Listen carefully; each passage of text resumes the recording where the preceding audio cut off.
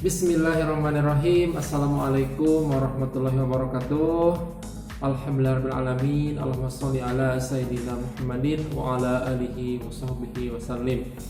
Perkenalkan, nama saya Fikir Hidayat, mahasiswa arsitektur Universitas Saparang Saad, angkatan 2017. Pada kesempatan hari ini, izinkan saya untuk mempresentasikan tugas akhir saya yang berjudul Redesain Pondok Pesantren Modern Cipari di Kabupaten Garut. Simak videonya. Bismillahirrahmanirrahim. Berikut untuk presentasi tugas akhir saya ialah yang pertama, pembahasan latar belakang ialah dari definisi dulu terlebih dahulu. Pertama, dari kata kunci adalah redesain Pondok Pesantren Modern Cipari di Kabupaten Garut. Ini merupakan untuk aspek dan tujuan perancangan terbagi ke dalam beberapa poin. Yang pertama ialah aspek perancangan yang memiliki tujuan merancang Pondok Pesantren Modern Cipari di Kabupaten Garut yang dapat memenuhi kebutuhan pendidikan bagi masyarakat. Kemudian selanjutnya ialah ada aspek bangunan, aspek tapak, tujuan emosional dan juga tujuan sosial budaya. Selanjutnya untuk tema perancangan ialah Fastabiqul Khairat, yang berarti berlomba-lomba dalam kebaikan, yang kemudian diambil dari tema Al-Quran di dalam surat Al-Baqarah ayat ke-148. Tema ini kemudian diimplementasikan ke dalam konsep ialah yang berhubungan dengan ruang, bentuk, dan tatanan masa bangunan. Selanjutnya ialah ada analisa programming yang mencakup pertama ada regulasi, kemudian analisa makro, kemudian juga analisa view, tapak, kelebihan dan kekurangan. Kemudian selanjutnya ialah analisa makro, masih di penjelasan pola tatanan masa pada bangunan, kemudian juga sistem sirkulasi, kendaraan dan pejalan kaki, kemudian juga analisa angin dan tipografi, kemudian juga analisa utilitas.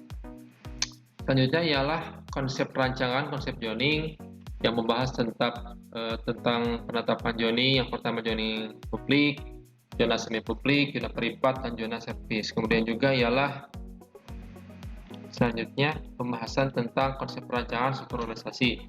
Ini merupakan turunan dari programming. Selanjutnya konsep perancangan analisa struktur, membahas tentang fondasi, kemudian juga cara menghitungnya sampai ke utilitas.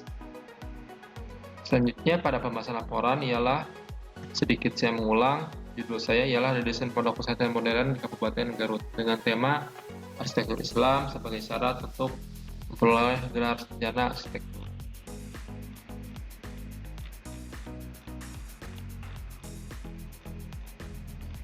Ini merupakan laporan yang telah dibuat, membahas tentang sistematika penulisan dari bab 1 sampai bab 5.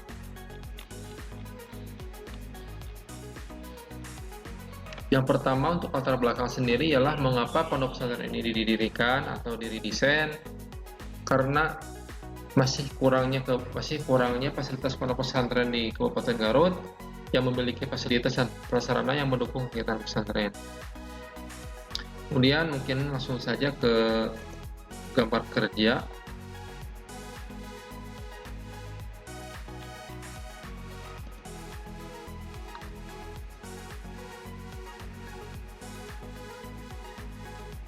Yang pertama ada set plan, membahas tentang bagaimana pola tatanan masa bangunan, kemudian sirkulasi antar masa bangunan yang terbagi ke dalam 3 zoning. Yang pertama adalah zoning area publik, kemudian area semi publik, dan juga area privat yang digunakan khusus untuk area santri. Kemudian selanjutnya ialah pada daerah bangunan masjid yang menampung kurang lebih untuk 900 orang para santri dan juga guru serta staf dan juga seluruh pengguna pesantren dan juga masyarakat sekitar. Kemudian selanjutnya ialah denah gedung serbaguna, yang dimana gedung ini digunakan untuk kegiatan para santri dan juga guru serta orang tua murid untuk kegiatan yang sifatnya umum dan bersama seperti wisuda, dan juga kegiatan-kegiatan yang bersama. Kemudian selanjutnya ialah denah kelas. Ini merupakan denah kelas untuk jenjang sekolah dasar, yang dimana tiap satu kelas ini menampung untuk 30 orang siswa-siswi.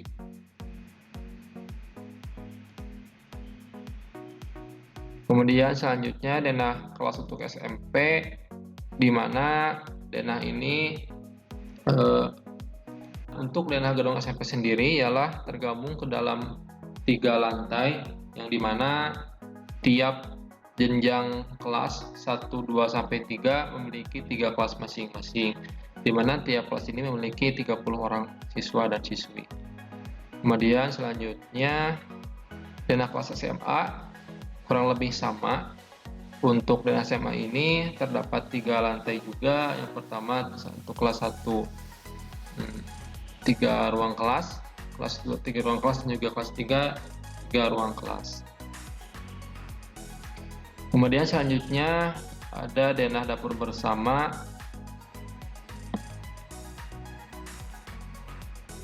yang dimana digunakan untuk para santri dan juga guru untuk makan bersama di ruang ini, yang merupakan juga implementasi dari tema perancangan yakni kegiatan bersama yang diimplementasikan ke dalam fungsi ruang. Kemudian juga selanjutnya adalah denah pondok guru, di mana guru yang tinggal di pesantren ini hanya beberapa saja, tidak semuanya menetap di pondok pesantren, tetapi ada beberapa guru piket yang ditugaskan untuk mengawasi para santri, ikhwan, dan juga akhwat. Kemudian selanjutnya adalah denah pondok SMP. Kurang lebih untuk denah pondok ini layoutnya sama, terdapat kamar tidur, kemudian juga ada ruang bersama, kemudian juga ada pantry untuk para santri sekedar membuat sarapan, kemudian juga di sini ada tempat jemur dan juga ruang cuci. Kemudian selanjutnya ada denah perpustakaan, di mana perpustakaan ini digunakan untuk para santri meminjam ataupun membaca buku di perpustakaan saat sekolah telah selesai. Selanjutnya mungkin saya langsung ke tampak depan dari masjid sendiri, yang dimana masjid ini bisa menampung untuk kurang lebih 900 orang pengguna. Selanjutnya mungkin saya langsung ke tampak depan gedung serbaguna.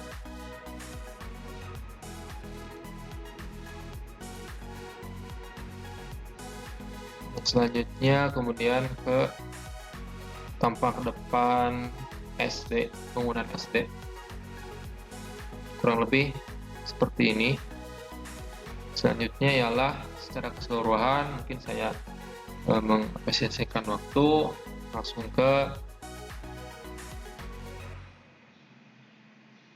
3D yang telah dibikin. Ini merupakan bangunan gedung serbaguna, kemudian ini merupakan bangunan masjid, dan ini bangunan SMP, SMA, dan SD. Kemudian di sini adalah bangunan surau. Di sebelah sini merupakan area parkir untuk para pengguna pesantren. Mungkin karena keterbatasan waktu, sekian yang bisa saya sampaikan. Mohon maaf apabila banyak kekurangan dan kesalahan. Sekian. Assalamualaikum warahmatullahi wabarakatuh.